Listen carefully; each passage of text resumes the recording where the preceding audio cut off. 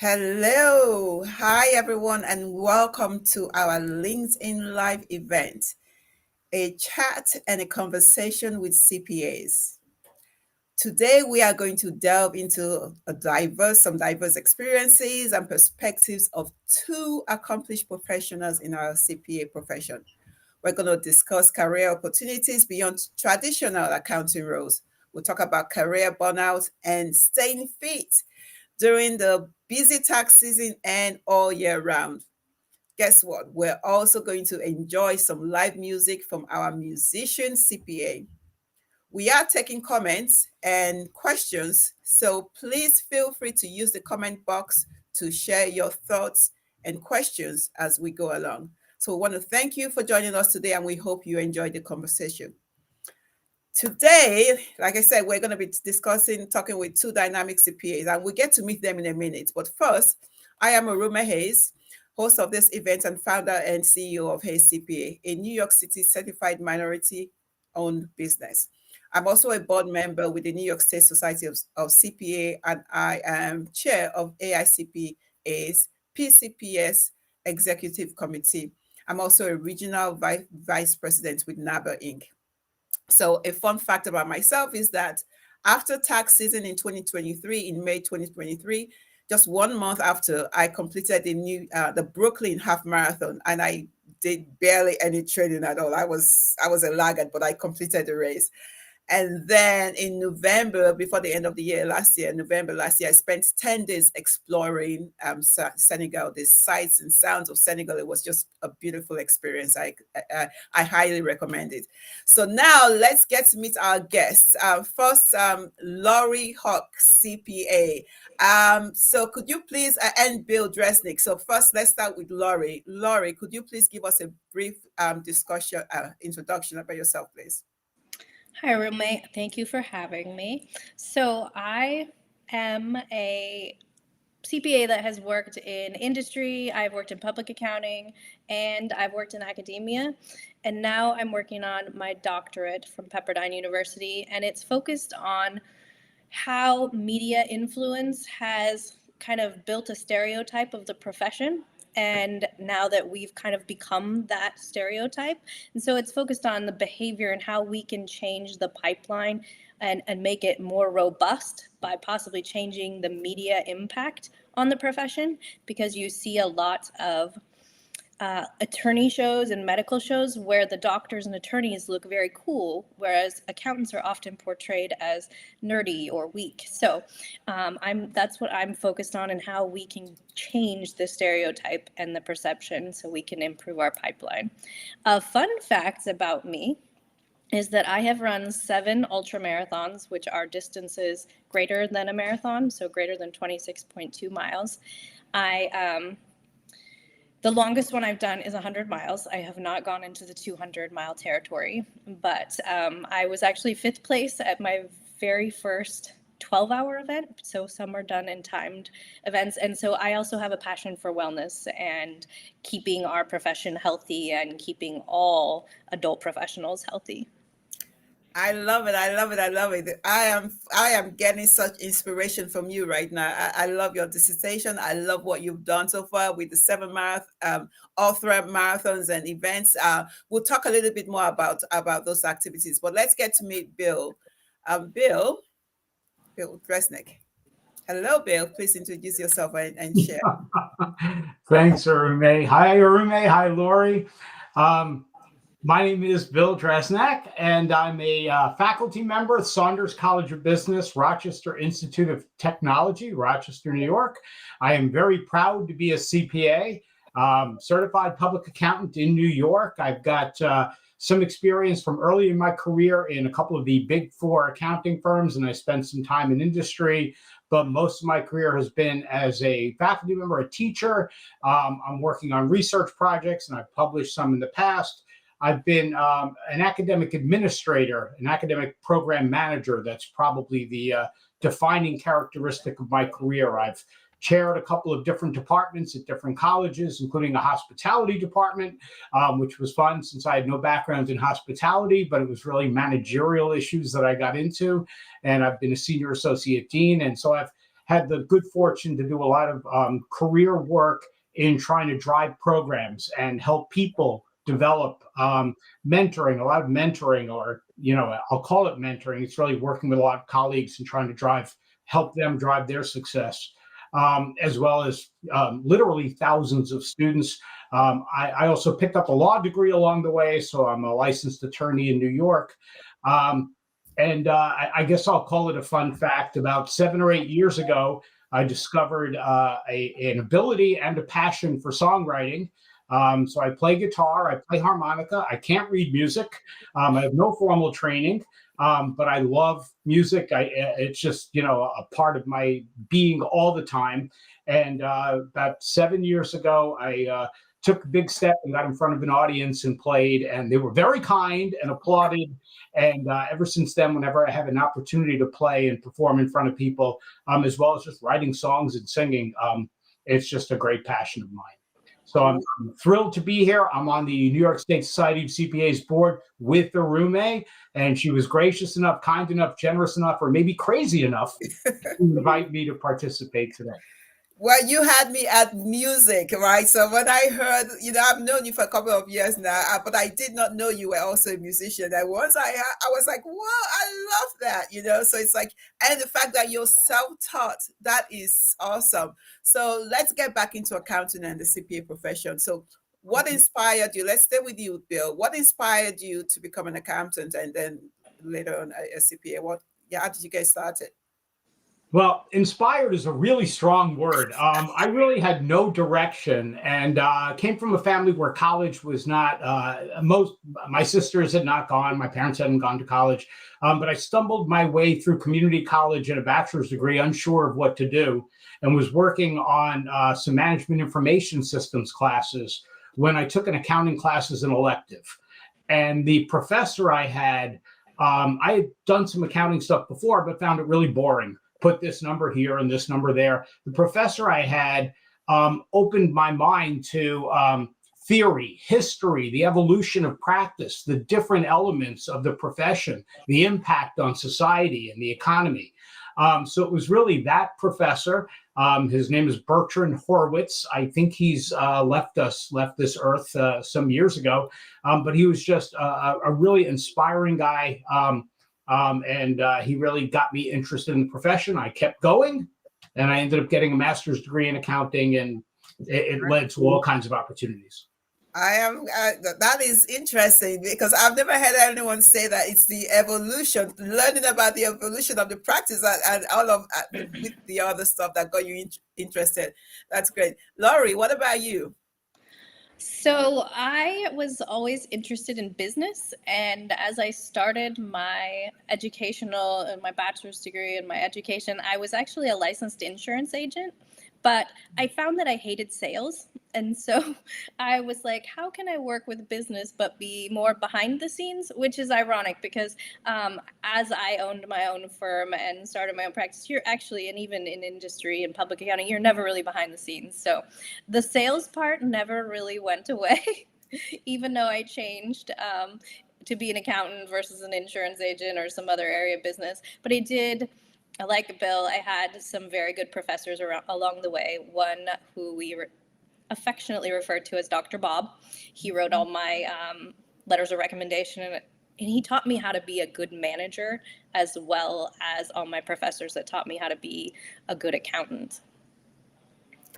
That's great. Yes, and talking about the influence that both of your professors have had on you, Laurie, sticking with you, you've also been an educator. So, can you speak to how did you bridge your prior experience as an educator? How do you bridge that gap between academia and the practical application between for your students? Like, how do you bring that into the classroom when you were in the classroom? So I still teach, and just a little bit less now while I'm trying to write a dissertation and study and actually still practice a bit. So I actually the students seem to respond really well to doing practical assignments. So once last term, the students really couldn't get their hands around budgeting for a business. because they had never budgeted for themselves. And so we took a step back into budgeting for like a household, and I had them work off of the salary that is like an average salary for their area for a college educated student, or a professional that's college educated. And they were all very floored and surprised at how tight their budget would be, even with the average wages of someone who's college educated. And so that gave them a framework to apply to the practicality of budgeting then for a business. And so I like to really get students involved in doing practical application in the classroom. I also had them, once upon a time, my higher level students and intermediate too, I had them work out a divestiture of a partner in a partnership who wasn't thinking they were getting enough, and even the students could see that they were being paid out enough. So it was interesting to them to get to also do practical things like that. Yeah, interesting. Yep, I love that. So, coming to you, Bill, because you are also heavily invested in academia, and you have chaired two departments. You're a senior associate dean. So, what is your approach in your leadership approach in academia, and how do you foster growth in that accounting pipeline? You know, we hear a lot about the problem we have with the accounting pipeline. Can you speak to this?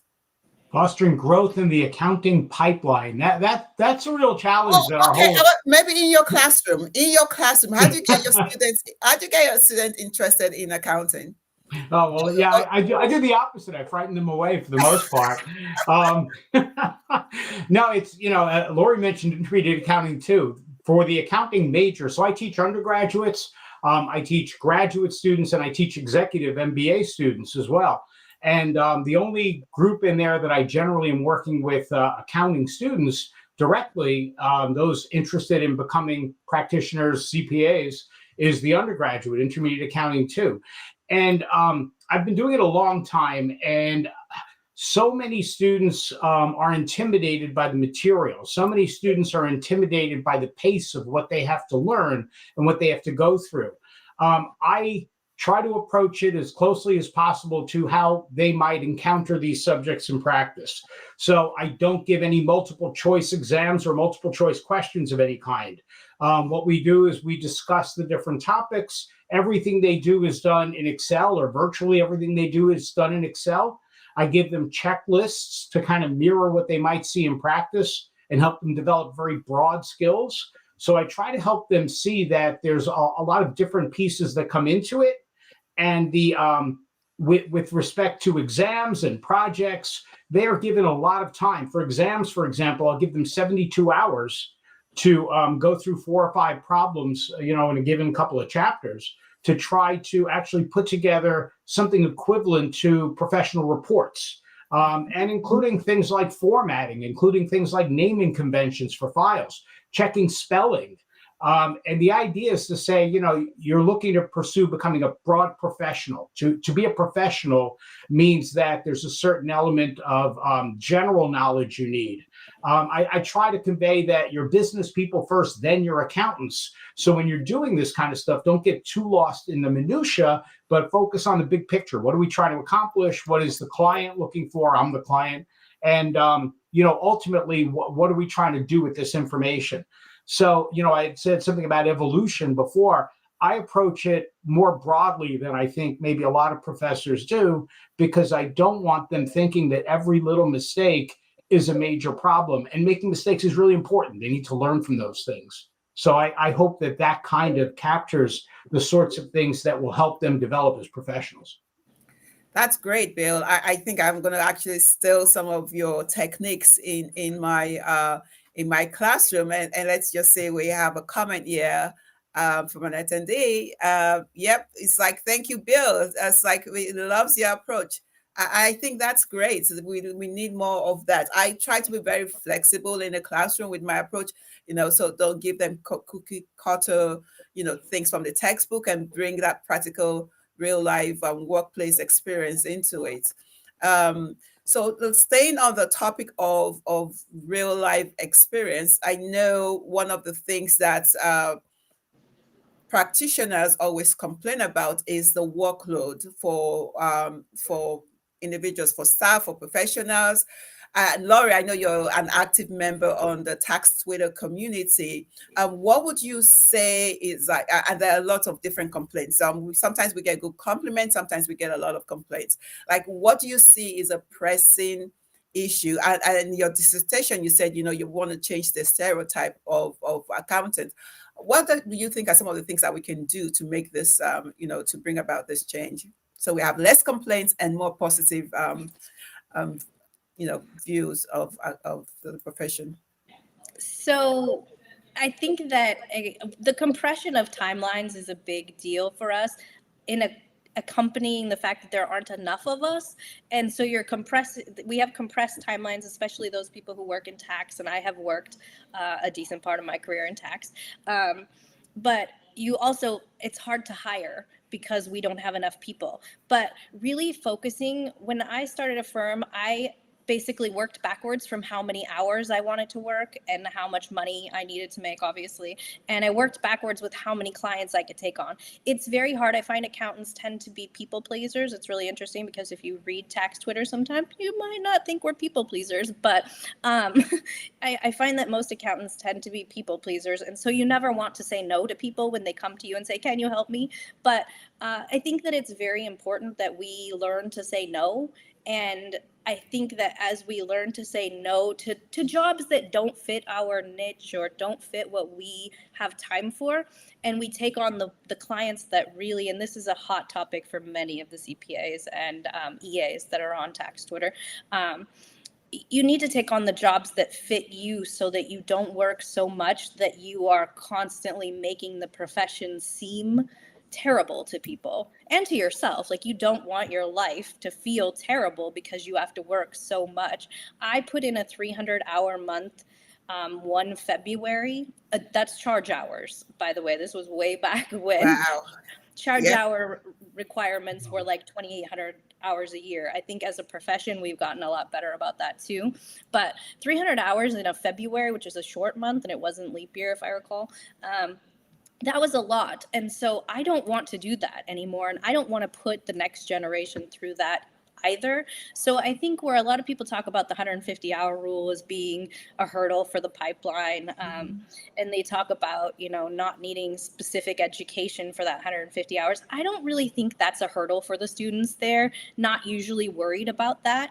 They come to me and they say, am I going to work endlessly and never have a life? My friends that just graduated that work in the profession call me and tell me they can never come to anything. So I think the people who tweet a lot about it, and a lot of other professionals out there too, I think we're changing that momentum so we're not working as much. And so I think that's going to help us portray the profession a lot better to start with.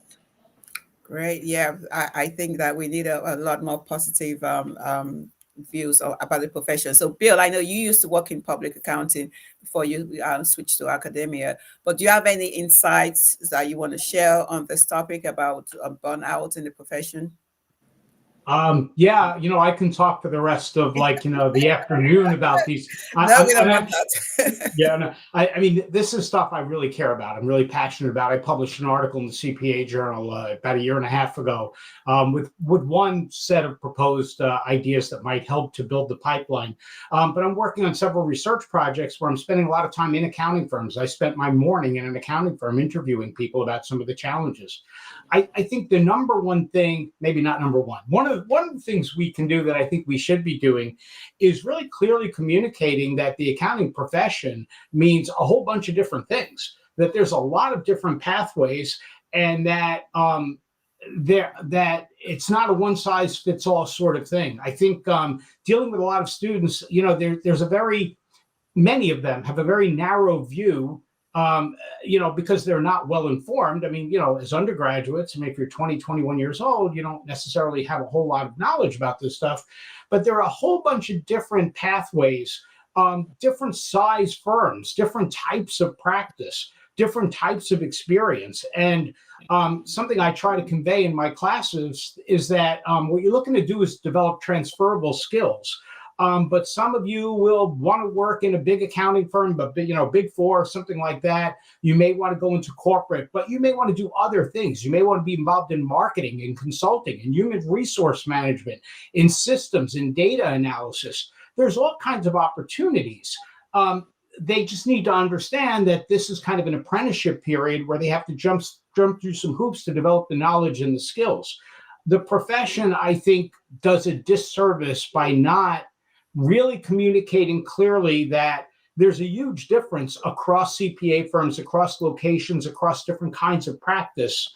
And firms, I think, in the last 10 to 15 years, and really post-COVID, have really taken progressive steps toward trying to bring people in, give them a better work-life balance. Laura, you mentioned the 300-hour month. I did some of those back when I was in practice, and that's just a way to get rid of people. I am not looking to weed students out of intermediate accounting 2 the way they may think I am, and firms should not be looking to weed people out. And you're just not going to be able to do it. Laura, your comment about, sometimes you have to say no, and this client is not a good fit, and you can't take everything on. I'm a people pleaser too. It's hard to say no. But I think what we need to do to convey to young people, and not just accounting majors, we need to convey that, there's all kinds of different opportunities. And when I say not just accounting majors, we now have non-CPA ownership opportunities in accounting firms, I think in 49 states. What that says to me is that firms should be looking to bring in people with different skill sets that can do some of the accounting work. You don't have to have a CPA do every element of an audit. You don't have to have a CPA do every element of a tax return, right? None of those things. So find people that are motivated, that are smart, that are interested in working on different kinds of things. The biggest thing is communicate that this is not just numbers, that a lot of the work isn't even numbers. It's communications, it's client relationships, it's building businesses.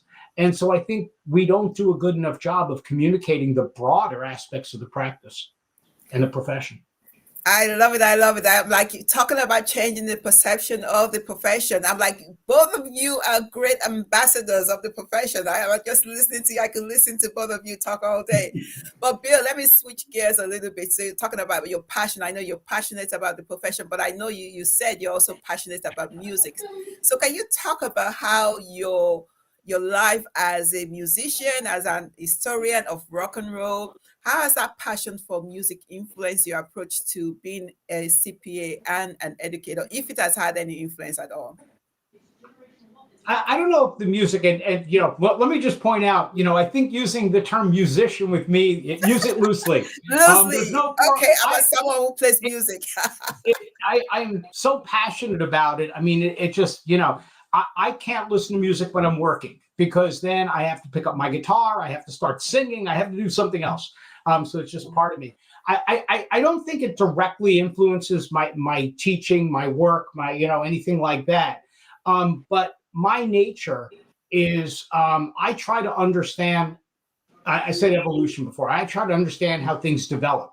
So for me to really understand an accounting subject or a business, a client, a student, I really want to understand how they got there. And music has been a passion. The history of rock and roll. I have 3 older sisters, and I was a little kid when the Beatles hit. I'm very old now.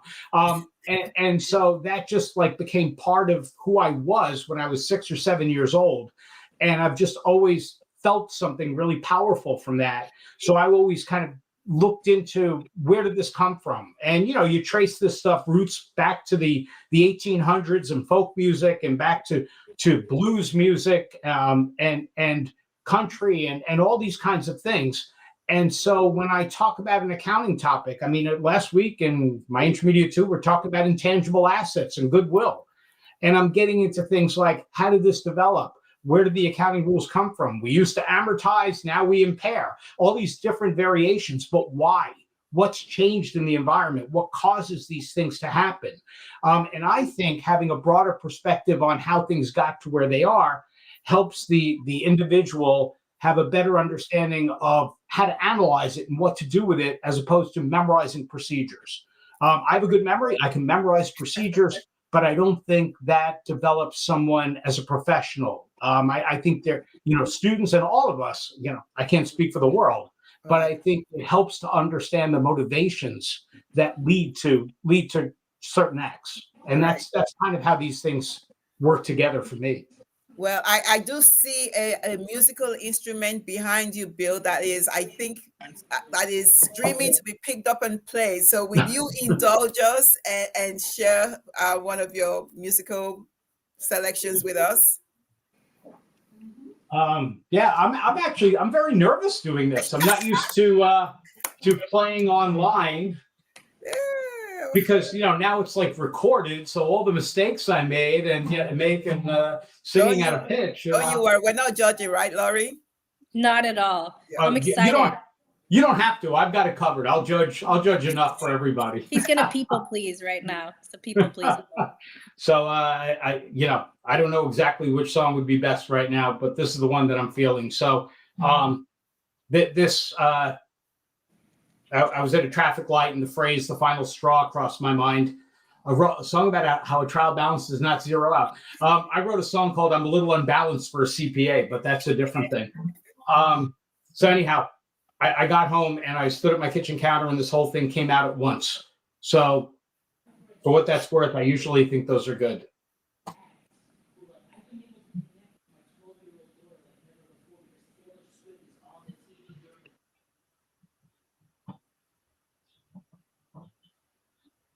We can't collapse.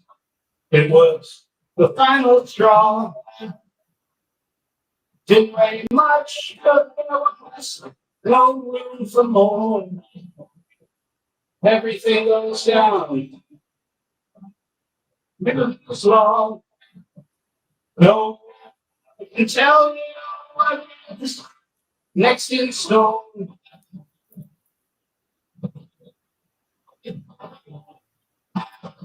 My heart is still set. Don't laugh at your own. Things sometimes go slowly when they're right at the start. It's not always the way that it seems. It may be a while before you know what it means. Keep going. Just move up to the closer to the mic. The bruises hurt. Your heart ain't so long. It's the price you have to pay to do. When you have nothing's ever worth having. It's not enough for what's right, and you do the best you can. Bill, can you move closer to the mic?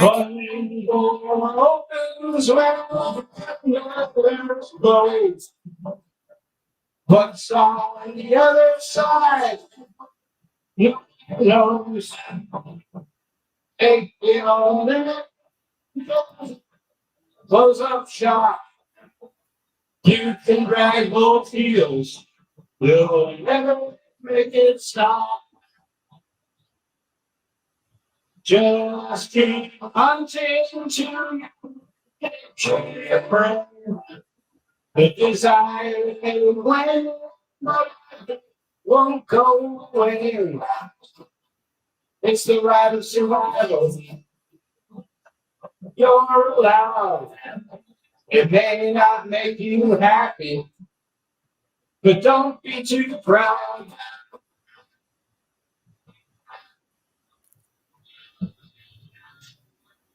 Of course, the bruises hurt. Your heart ain't so long. It's a place you have to go. When you have but there's easy. What's happening?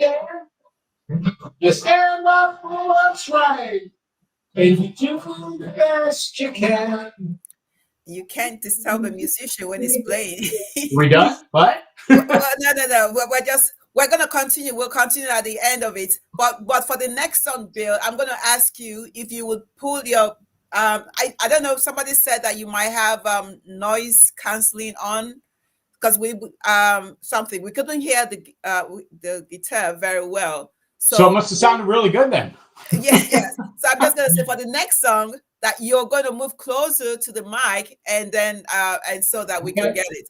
But we'll continue. But it was great. We enjoyed it. I think Elan you sent us some. Can we see some of those pictures of Bill as a musician? Elan, do you have some of those pictures? I don't think there were any good ones there. Oh, really? I thought they were good. I thought we saw a couple of good pictures of you as a musician. I had trouble finding the really good ones. Yeah, that's a good one. I love that one. Thank you. Where was this one at? That was at an event called the Fringe Festival in Rochester. Every September, there's a big festival, and I was playing in a venue that had I don't know, there were about 100 people, I think, maybe around 100. The place seated a little more than that. Okay. But yeah, September. Great. Thanks for that. So let's continue with the discussion. I will come back to you, Bill. I know, Laurie, you also have a passion which you spoke about, and that is your ultra running activities. So can you talk a little bit about your certification, your passion for fitness activities? I know you said you've won 7 mega, is that what the word? 7 mega marathons, right? 7 then, ultra marathon. And then maybe include it tied into wellness in the profession, and then because we know wellness and burnouts is a big deal in the profession. If you could just talk about that and then tie it to the profession for us, that would be great. Absolutely. So during those 300-hour months, I was a child runner in cross country, thanks to my mom. She got me into running when I was little. And so I kind of fell away from that in college. And then as I started those 300-hour months in my first public accounting job, I realized that you are going to quickly become very unhealthy if you never got up from your desk and moved. And so I kind of took up running again as it was easy just to go outside and, throw some shoes on and do that. And so I started just doing 3 miles around this lake that I lived by, and it just kind of snowballed into someone telling me about a Disney Princess half marathon. And I actually have never still done this Disney Princess half marathon, but I did go to Disneyland during one of their last Star Wars events, and I ran back-to-back 10K and a half marathon there. I've done probably 10 plus. I definitely have done 10 plus half marathons. I've done 4 or 5 marathons, and I've done 7 ultra marathons, which is actually a low amount for a lot of runners. But mixing that in with the profession, because we have traditionally worked a lot. So that's a funny picture from Ouray, Colorado. That was from an event called the Last Man Standing. And that's a type of ultra marathon. There's another picture that has a little DNF unicorn. So a Last Man Standing event is, I'm also a triathlete, but a Last Man Standing is where everybody has to run. There it is, my medal from that event. You run a 4-mile loop every hour for as many hours as it's about 4.2 miles for as many hours as you possibly can. And then the last person standing with the most hours is the winner. I absolutely hated that format, and I just went ahead and quit after the first loop. And that's why I have that DNF unicorn, because I was also dead last. Because I just do not like that format. Anyway, to tie this to the actual profession, it's really we have to get up from our desks and move. And we have to also, there's a lot of proof that stress impacts our bodies in such medical ways, creates tumors. I'm not a doctor, so I'm not going to get into all that, but it does a lot to us to be stressed out constantly. And so having an activity, it doesn't have to be running. I also like lifting. And like I said, I've done triathlons as well. Which is why you see the swimming picture in there. Whatever your activity is that lowers your stress level, allows you to get up and move away from the work, is a good thing. It's necessary. A lot of people love karate and jujitsu and different activities like that. For Bill, it's singing. I'm sure that your activity, when you get up there and perform, it's a very active activity. even when you're sitting here, I could tell, you're putting a lot of effort into singing for us. And so that's another side of showing our profession as something other than people who just constantly work. Like, we are people with Arume and I love to get together when we're in the same city and have dinner together and like run a half marathon. I was supposed to be at that Brooklyn half marathon where Yes, she we missed you. ran, Yeah. but I ran the 100 miles a couple months before that, a month before that, and I wrecked my foot. It just, unfortunately, it was 100 miles of a sandy course, and so my foot just wasn't in it for the Brooklyn half. But so I missed New York City Marathon last year that I was registered for, and the Berlin Marathon last year that I was registered for, because my foot was cranky. But it was important for me to get that 100-miler like accomplishment. As a matter of fact, sorry, I'm going to move off screen for a second. I have my buckle right here. So when you get to 100K, which is 62 miles, or 100 miles, you get a buckle instead of a medal. That's awesome. So yeah, so it sits on my desk just reminding me that I can do hard things. Yeah. And so that's an important part of this, is that the profession will always be there. Your job will always be there. It's important to take care of yourself, your family, your body, so that you can work as long as you want and be productive in all areas of your life. So that's why I have a passion for wellness, as well as, and I had a hard time deciding on my dissertation. I really wanted to tie corporate wellness into it somehow, but when you're writing one giant research paper, Bill knows, you can't go down all the rabbit holes you want to go down.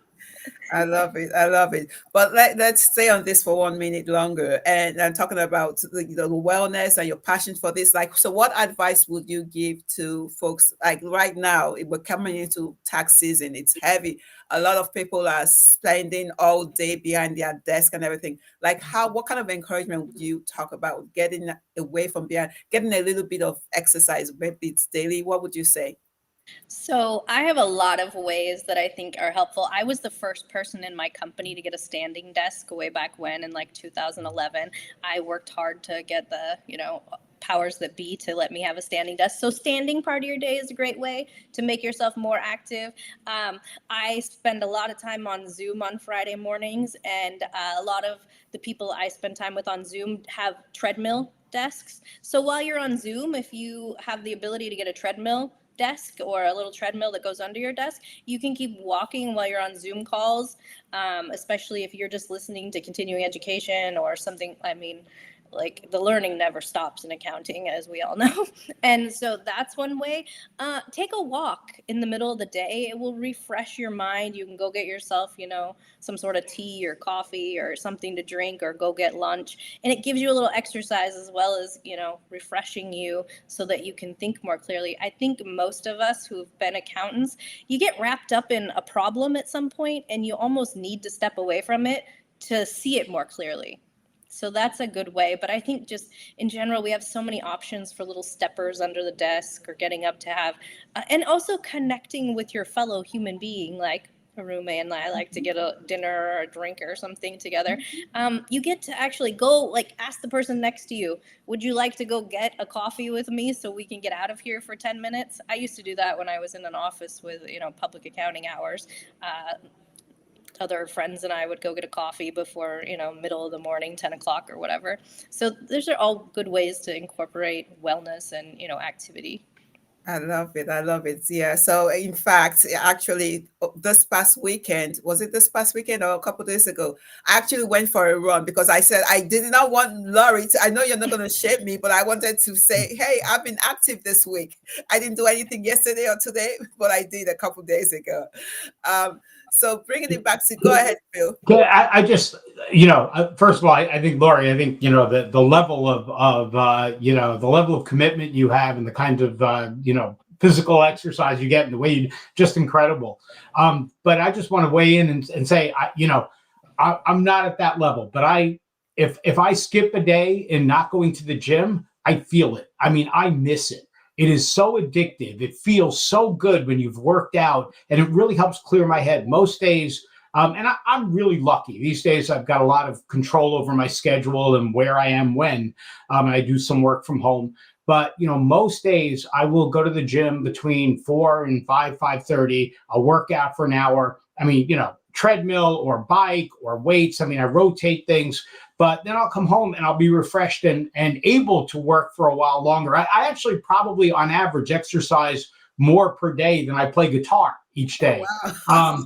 But it's, it is such it helps me to be able to focus and to be able to work and to be able to concentrate, to be able to get things done. So I just, I think it's such an important thing to share. And I appreciate your sharing it. It's just, as a it matters. It affects everyone, right? I mean, no one's exempt from it. Yeah. To your point, Bill, what I used to do for the past 10 years or so is I would work like a typical, during the day when I worked in firms.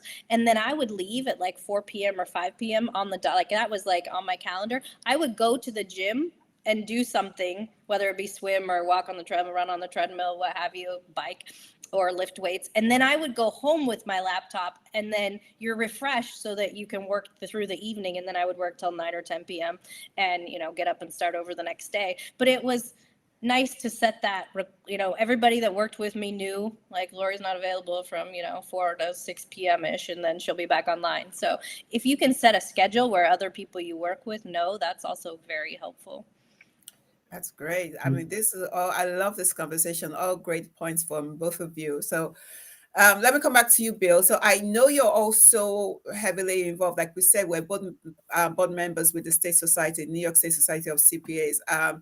Is there one area in which you're currently, I know you're also doing a lot of things. You published an article that you're passionate about last year. Is there any particular area that right now that any key initiative that you're working on? Otherwise, maybe you could share with us an advice that you have for a young professional that's navigating their way through the profession based on your experience and your insight. What kind of advice would you give to someone who's interested in rising up through the profession? Wow. I mean, yeah, and as far as initiatives go, the pipeline, I mean, that is the thing. But I think, the profession is not, I started practicing almost 40 years ago. It is a very different profession now. And I think conveying that to young people and we as State Society of CPAs and professionals, we need to adapt because younger people in college, coming out of college now, are not looking in general for the same things that a lot of people that I started with were looking for. People today are very different than they were in the 1980s as far as their goals, generally speaking, right? We can't paint with too broad a brush here. As far as, advice for younger people, people just coming up from the profession, I think, one thing to really pay attention to, one thing to do is think broadly. Think broadly about your life and where this fits in your life. Your career is not your life, it's part of your life. What are you looking to accomplish? What are your goals? What do you want to do? What kind of environment do you want to be in? And to really develop their thinking about that, I think they need to talk to a lot of people and be open-minded and be willing to get out there and ask questions and make mistakes and fail.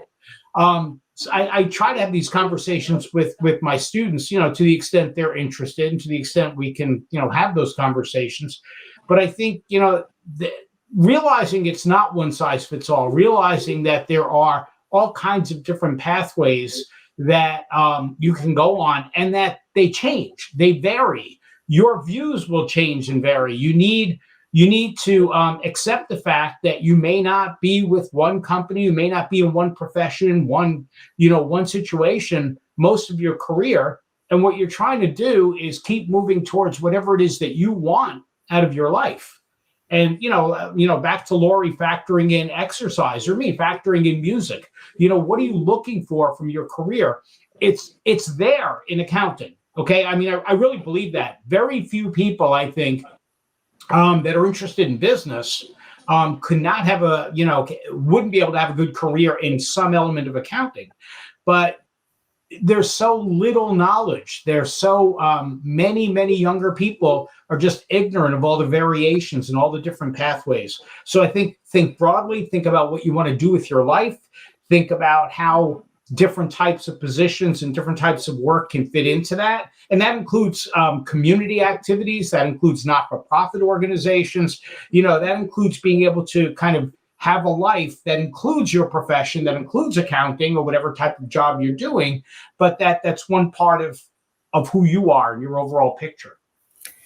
Oh my goodness. Can you believe it? We are like so running out of time. We've got about 15 minutes left. So I'm going to come to Laurie with my next question. But before I do that, Bill, maybe you could, because I saw a comment in the chat box that says that they think that your guitar was auto muted due to the auto background noise canceling on the mic.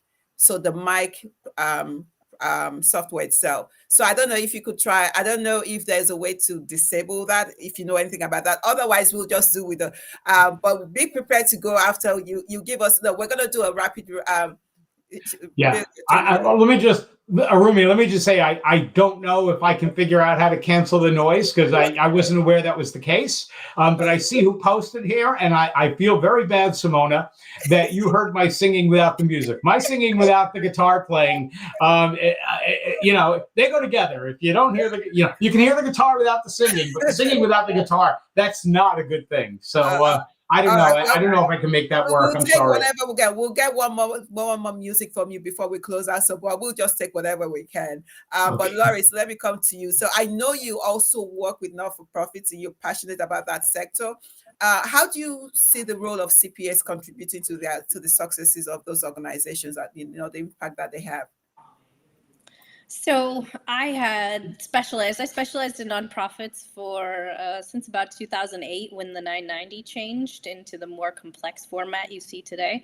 And I think that CPAs contribute quite a bit to this sector because, and you'll see it from a lot of attorneys that also deal with nonprofits, not everybody needs to be a nonprofit that wants to, there are many people who think that it's a altruistic function to start a nonprofit, and that's not wrong, but there are a bunch of nonprofits that already exist. So I think it's important as CPAs that we push people to also understand that you can contribute to nonprofits without starting your own nonprofit, and we also can help them so many ways in planning and making sure that they're on the right track for grants. A lot of nonprofits will think they need an audit when they don't, and so I know that from a lot of my audit colleagues that I spend time with, that they get a lot of calls from nonprofits saying, I was told I need an audit, and they're very small and they don't really need an expensive audit. They might need a review, but I think that we can educate them on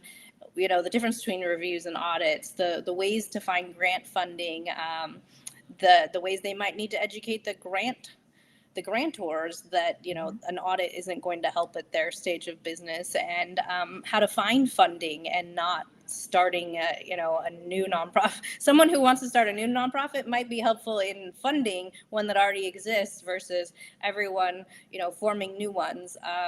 There's also educating on the difference between a private foundation and a not-for-profit 501c3 or a 501c6 and the different types of nonprofits that exist. So we have a lot that we can contribute to this area, and not a lot of practitioners specialize in that. So to Bill's point, students don't realize that there is a plethora of areas in accounting that you can be a part of. I have a hard time finding, because people come to me now and I'm not taking clients. I've tried to get rid of as many as possible while I am in school.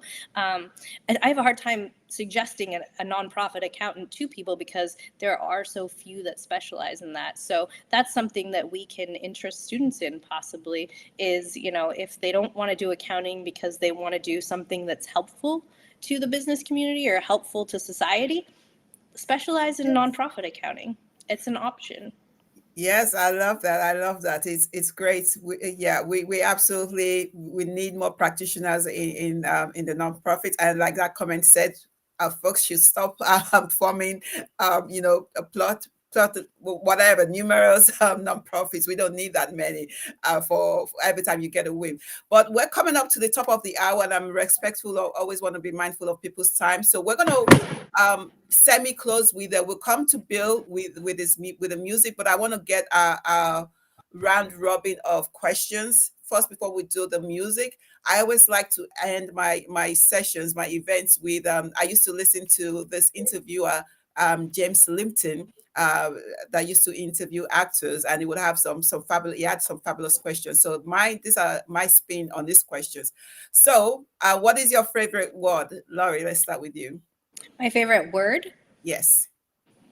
Well, lately I have found that I'm using the word apropos a lot. I don't know that it's my favorite word, but lately it's been in my vocabulary a lot. So on a rapid fire, I'm going to say my favorite word lately is apropos. I love that. Apropos, Bill, what about you? In this context, strategic. If we weren't on video, it might be a different word. That's fair. Okay, that sounds good. I think I love yes. Yesterday, someone told me I should learn to start saying no, because I kind of say yes to a lot of things. I need to say no a lot more, but I say yes a lot. Okay, what was the last movie that you saw, Bill? Barbie. I love that. I saw it as well. Love it, love it, love it. And it did so well with all the nominations. Great. What about you, Laurie? The last movie I saw, it may have also been Barbie. Yeah, love it. So I think, I can't remember if it was on Christmas Day or on New Year's Day. I did a marathon at the movie theater. I just saw Barbie. I saw Beyonce's Renaissance, and I saw The Color Purple. It was like a great day for me. Yeah, I was like, no work today. That's it. All right. Next one. What was the last book that you read, Laurie? The last book that I read, well, as a doctorate student, you spend a lot of time with research books. So the last book I actually read had more to do. It's called How to Tell a Story with Research, I think is what's titled. And so it's kind of like part of what I want to do also is tell the stories of accountants and kind of like incorporate that in the research so that we can talk about how we're very different than just, what the media has portrayed of us. I mean, I know the Ben Affleck character is the one example, assassin accountant. But every other one, one of the last movies I saw was Hitch, and it has Albert Brenneman. And he is the nerdy accountant guy who can't get a date. And I love to do his little dance now. He has a dance. And so that's also, I've seen that movie recently, and the book is How to Tell a Story with Research. Okay, good, great, love it. What about you, Bill? I saw Hitch recently also, for like the fifth time. Conversations with Tom Petty, which is an older book, as 15 years ago or so. But Tom Petty's one of my favorite musicians, songwriters. There's just a lot of depth to a lot of the work he did during his life. And this is an ongoing series of interviews about his life, development of bands, development of his own musicianship, but also discussions of songs on most of his albums and how they came about. And I'm really interested in that because I write a lot of songs that just kind of appear out of nowhere. I feel compelled to start writing down these words that hit me. And sometimes they lead to a complete song, and sometimes they kind of disappear. But that's the book, and it's an old book, but I found a copy, and it was hard to find. Okay. Nobody's selling them. They're gone. Sounds good. Well, mine was I don't know if you can see it. It was this book by called Bring Yourself. That means Bring Yourself Fully to the Table: How to Negotiate Fearlessly by Maury Paul. It was recommended by this program I took, an instructor at the Goldman Sachs 10,000 Small Business program that I took. Very great book about, negotiating tips, really good. So if the last question, if you, what other profession other than yours would you have liked to go into? If you could not be an accountant and an educator, where you're at, Laurie, let's come to you. What other profession would you have liked to be in life? So as a little kid, I thought I was going to be a neurosurgeon. So I've kind of deviated a tad from that. But psychiatrist probably would be like something to do with the brain. And that's why I chose the dissertation topic to have to do with human behavior as much as accounting. And I enjoy human behavior. Awesome. Bill? Laurie, if you ever decide to get that psychiatry degree, give me a call because I'll be happy to be your first client. I can definitely use the help. When I was a kid, I wanted to be shortstop for the New York Mets, but I kind of got off track on that. If I could change careers now and really have the option, I would love to be a music producer. and work in the studio and help other people, because I tend to have a lot of ideas when I hear songs on how I think they could have been improved in some ways or different. And if I had the ability and the access to the equipment, I would be in a studio adding all kinds of different things to my songs. I have all these things across my mind that I would love to be able to try to create that sort of thing. That's great. So, Bill, go ahead. Can I say elite runner instead? No, I'm just kidding. They don't make any money, so I don't want to do that. But they get sponsors, don't they get sponsorship? Maybe not. But that's a perfect segue. Talking about music, a music producer. So, Bill, would you close us out with give us another encore? So, someone had a suggestion in the chat. They said, maybe you could try standing to see if the guitar is picked up by by the laptop speaker. So instead of sitting, would it make a difference if you stand? Stand? I don't know. That was what I don't know if I'm dressed to stand. Oh, okay. All right. No, we don't want any. I'm joking. I don't do that sort of thing. I don't know. Does this make a difference? No. It's canceling out. It's canceling out. Sounds good to me. I know. You can hear it. Well, I'll just say, if anybody wants to hear any of the stuff, and that would be great. I do. I haven't been posting very much, but I've got a Facebook site, Bill Dresnack Music, and I'm trying to get back toward posting some things. So because we had this conversation, I couldn't play here. I will make a point of getting some things posted over the weekend. Okay, great. Thank you. Thanks for that. I appreciate it. So let's end with you. Could you each of you share your last minute, any thoughts, anything else that you think you would like to address, any other thoughts that you want to address, and then also any last minute advice for folks in the profession, or just any other last words you'd like to share with us. Laurie, let's start with you. So if anybody wants to share their story with me, or like make any suggestions about how things they've seen in the media about accountants, I'm more than happy to hear that. You can find me on Twitter at Purely Numbers. Also, like, what else can I mean, I'd love to hear people's stories about the profession, and keep in mind, like, don't let the profession burn you out. Bill said it perfectly. There are so many options, so many things you can do with this profession, that there is something, because for a while there, I was like, I have to find something else to do with my life. Like, I cannot do this anymore. And then I realized that I was just trying to stick, a round peg in a square hole, and like that I just don't fit a certain norm of people. And so, academia and teaching, which I've been doing since 2017 on a part-time basis, is for me. Like, that is really what I excel at, what I'm good at. And I mean, I won an award for Teacher of the Semester instructors, which was I was shocked, stunned, and amazed. But the students, when I think that I failed them, this went around on Twitter from some of the academics the other day. Every time you answer a question a way you feel is really dumb in class, you beat yourself up about that all evening, all day. The students then, like the class I thought I did the worst in, like these people think I'm an idiot. They wrote me the best reviews. They were like, so knowledgeable about the subject matter, so great. And I was just like, I thought I had failed them. So there's a spot in this profession for anyone who wants to be there. There is something that you can do that you enjoy or will enjoy in this profession. I love it. Thank you. Bill? Laurie, that was amazing. And I mean, I'm just thinking the same thing. If anyone is listening to this, watching this, and interested in accounting but has not gotten involved in it, follow your passion. And there's a passion you can find in this profession if you're interested in it.